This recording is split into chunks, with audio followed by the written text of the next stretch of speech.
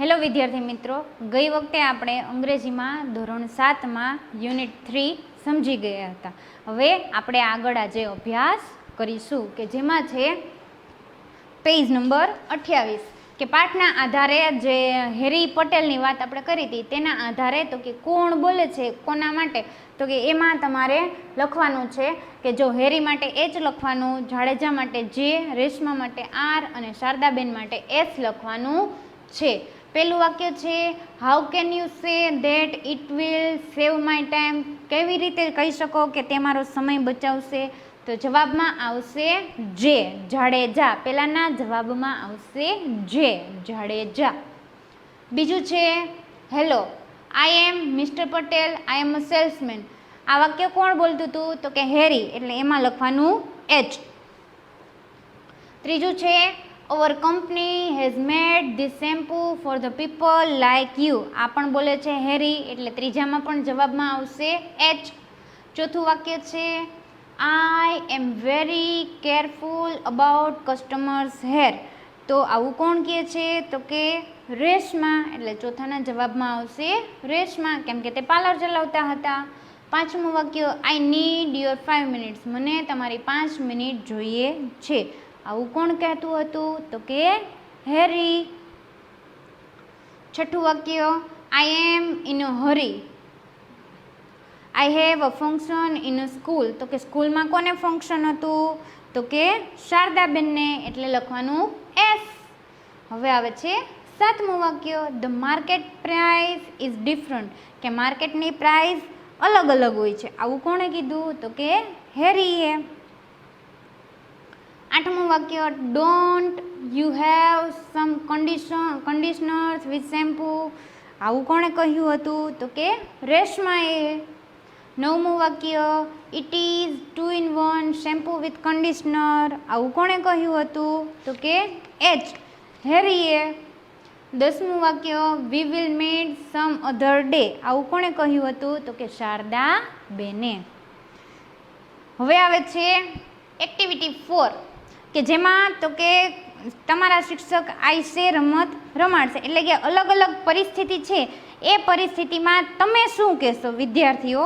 તો કે એ આમાં લખવાનું છે. ઉપર તમને કાઉન્સ આપ્યા છે sure, I will, thank you for the invitation, no sir, એવી રીતે અલગ અલગ તમને જે આપ્યા છે. અહીંયા તમને સરસ મજાનો એક વાત કરી દે, એ વાતના આધારે તમારે જવાબ લખવાના છે કે તમારા શિક્ષક મહીસાગરના પ્રવાસનું આયોજન કરે છે, પરંતુ તમે અને તમારા મિત્રોએ પંચામૃત ડેરીની મુલાકાત કરવાનું નક્કી કરેલ છે.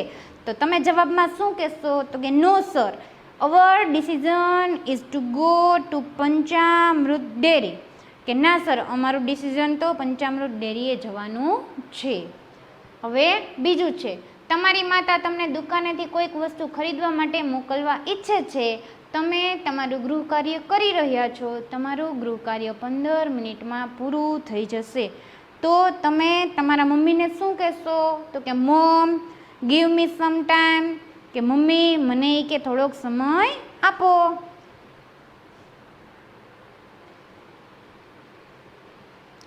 હવે છે ત્રીજું, દુકાનદાર તમને એક પેન ખરીદવાનું કહી રહ્યો છે તો તમને ગમતી નથી. તો તમે શું કહેશો? Sorry but I prefer Automark pen. બરોબર, કે તમને નથી ગમતી એટલે તમે એમ કીધું કે sorry but I have prefer Automark pen. ચોથું વાક્ય હેરી પટેલ તમને હેપી હર્બલ શેમ્પૂ વેચવા માંગે છે, તે તમે લેવા માંગતા નથી. તો શું કહેશો? I am sorry we use another. I am sorry we use another, કે અમે બીજો ઉપયોગ કરીએ છીએ. પાંચમું વાક્ય ધ્રુવિલ તમને તેના ભાઈના લગ્નનું આમંત્રણ આપે છે, તમે ત્યાં ચોક્કસ જશો. કે sure I will, thank you for the invitation. હવે આવે છે એક્ટિવિટી 5 બેની જોડી બનાવો. નીચેના વાક્યોમાંથી પ્રસ્તાવ હોય તો એની સામે P લખવાનું, જો પ્રતિભાવ હોય તો હા હોય તો એક્સેપ્ટ લખવાનું, ના હોય તો ડિક્લાઇન એટલે કે ડી લખવાનું. સામે જો તમે કોઈને કાંઈ એવો પ્રસ્તાવ રાખતા હોય તો તમારે P લખવાનું, જવાબ હાથી હોય તો એ લખવાનું અને નાથી હોય તો ડી લખવાનું. એટલે કે પેલું છે લેટ્સ પ્લે ચેસ, આ તમે પ્રસ્તાવ મૂક્યો એટલે એમાં લખવાનું પહેલામાં પી. બીજું છે વાય નોટ, લેટ્સ પ્લે, કેમ નહીં, ચાલો રમીએ, તો આ છે તમે એક્સેપ્ટ કર્યું એટલે એમાં લખવાનું એ. ત્રીજું વાક્ય છે sorry I like to play kho kho, એટલે કે તમે ના પાડી એટલે એમાં લખવાનું ડી, ડિક્લાઇન કર્યું એટલે. હવે છે ચોથું sure, let me C it, જરૂર મને તે જોવા દે, એ આ તમે એક્સેપ્ટ કર્યું એટલે એમાં લખવાનું એ.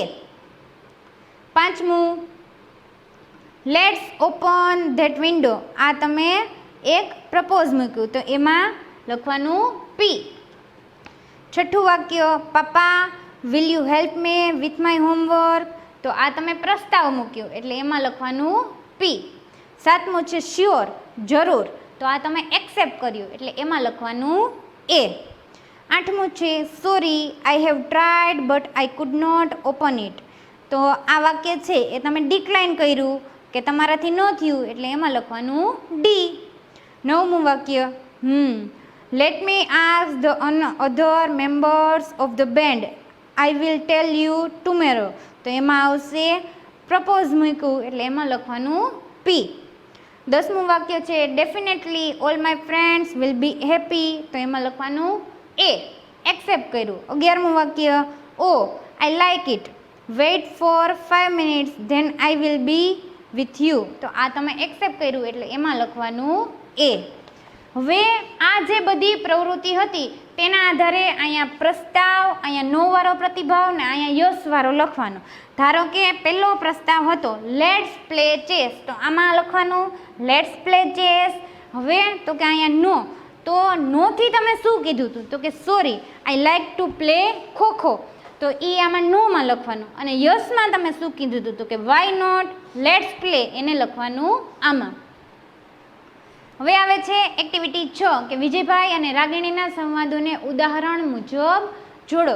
કે વિજયભાઈ કહે છે કે હેલો હેપી હર્બલ શેમ્પૂ, તો કે અહીંથી રાગિણી કહે છે yes sir what can I do for you. હવે વાક્ય આવે છે અહીંયા I want to buy your shampoo for my shop, બરોબર. તો અહીંયા જે રેશમાં રાગિણી છે એ કહે છે how many bottles did you want, તમારે કેટલી જોઈ છે. થેન્ક્સ ધેટ્સ બેટર ઓપ્શન, તો એના માટે આવશે 20 bottles different types, can I have price lists, તો કે sure our salesman will come to you. આ રીતે તો કે જોડવાના છે.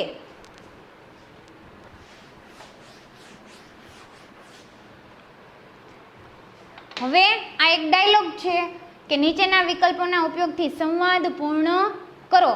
કે હેરી કે છે is it Mrs Sharda Modi's number, તો ચિમનભાઈ કહે છે તો કે આમાંથી બોલવાનું કે યસ હુ ઇઝ સ્પીકિંગ, એટલે ચિમનભાઈના જવાબમાં આવશે યસ હુ ઇઝ સ્પીકિંગ.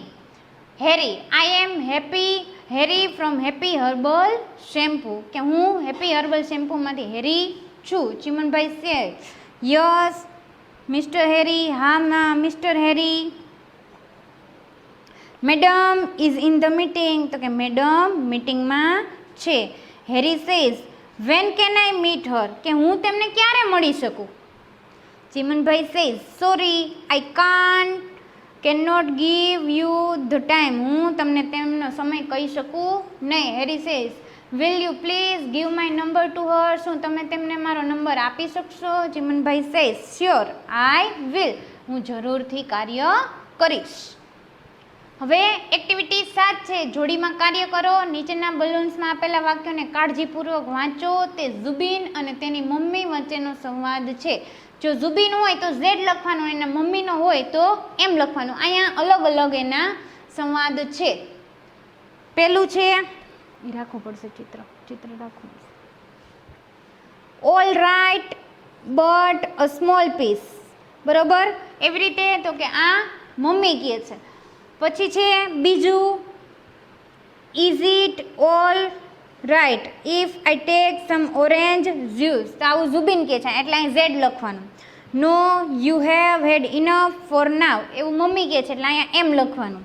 પછી છે આઈ એમ ફિલિંગ અ બાઇટ હંગ્રી, બરોબર. આ ઝુબિનવાળું વાક્ય છે એટલે એમાં લખવાનું Z.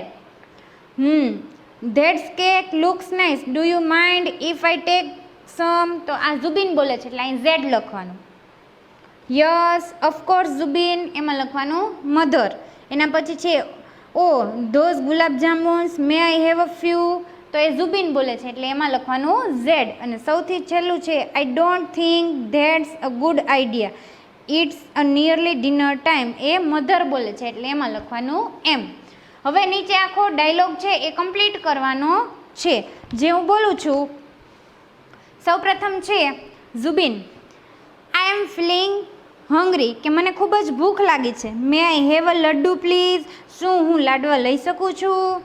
Mummy says yes of course Zubin, હા જરૂર Zubin. Zubin says that's cake looks nice, do you mind if I take some, શું એ કે હું આ કેકમાંથી કે થોડોક ભાગ લઈ શકું? Mother says all right but a small piece, જરૂરથી પણ એ કે એક નાનકડો ટુકડો જ લેજે. ઝુબિન સેઝ ઓ ધોઝ ગુલાબ જામુન્સ, અરે ગુલાબજાંબુ પણ છે.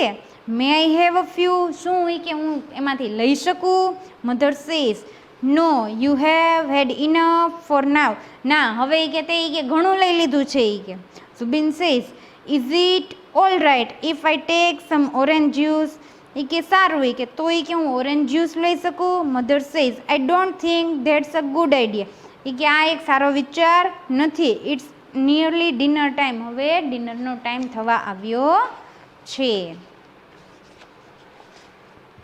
હવે તમને એક્ટિવિટી 8માં તો કે એક સરસ મજાનું રેપર આપ્યું છે હેપી હર્બલ શેમ્પૂનું, કે happy herbal hair cleanser enrich with amla, aritha, shikakai and jasud for external use only. એટલે કે જેમ તમે શેમ્પૂની બોટલ લ્યો અને એમાં તમને લખેલું આવે એવી રીતે તો કે આખી એની માહિતી અહીંયા લખેલી છે કે gently cleanses and makes hair soft and black, તો કે આનાથી વાળ સરસ મજાના એકદમ સોફ્ટ અને કાળા થાય છે. Its regular use helps control dandruff, કે તે તમારા ડેન્ડ્રફને કંટ્રોલમાં રાખે છે, વાળને ખરતા અટકાવે છે અને તમારા વાળને તો કે સરસ મજાનું પૂરતું પોષણ પણ મળી રહે છે.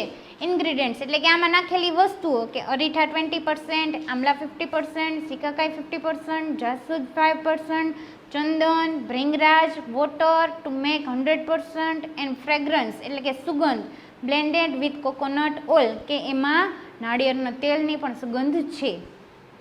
Direction gently massage cleanser into wet hair, કે સૂકા વાળમાં લગાવવાનું, થોડીક વાર રાખવાનું 2-3 મિનિટ માટે અને પછી તો કે આરામથી વાળને સાફ કરવાના. કે આવી રીતે તમે યુઝ કરી અને તમે રેગ્યુલર યુઝ પણ કરી શકો છો. હવે તમને એના આધારે એક પ્રોજેક્ટ આપેલો છે કે એ પ્રોજેક્ટની આધારે તમે અહીંયા અલગ અલગ અહીંયા તમને એક ઉદાહરણ આપ્યું છે કે હેપી હર્બલ શેમ્પૂ, એમાં જે વસ્તુ છે એ હાર્મલેસ એટલે બિનહાનિકારક છે. અહીંયા અરીઠા તો કે એ પણ હાનિકારક છે, અને શિકાકાઈ એ પણ બિનહાનિકારક છે. જો હાનિકારક હોય તો હાર્મફુલ લખવાનું, હાર્મલેસની જગ્યાએ જે વસ્તુ લખ્યું એવી રીતે તમારે 5 વાક્ય લખવાના અને એના આધારે આ ડાયલોગ કમ્પ્લીટ કરવાનો છે. કે જો તમે પ્રોડક્ટ 2માં હોય તો એ વસ્તુ ત્યાં તમારે એનું નામ લખવાનું. આ રીતે પૂર્ણ કરવાનો છે ડાયલોગ તમારે.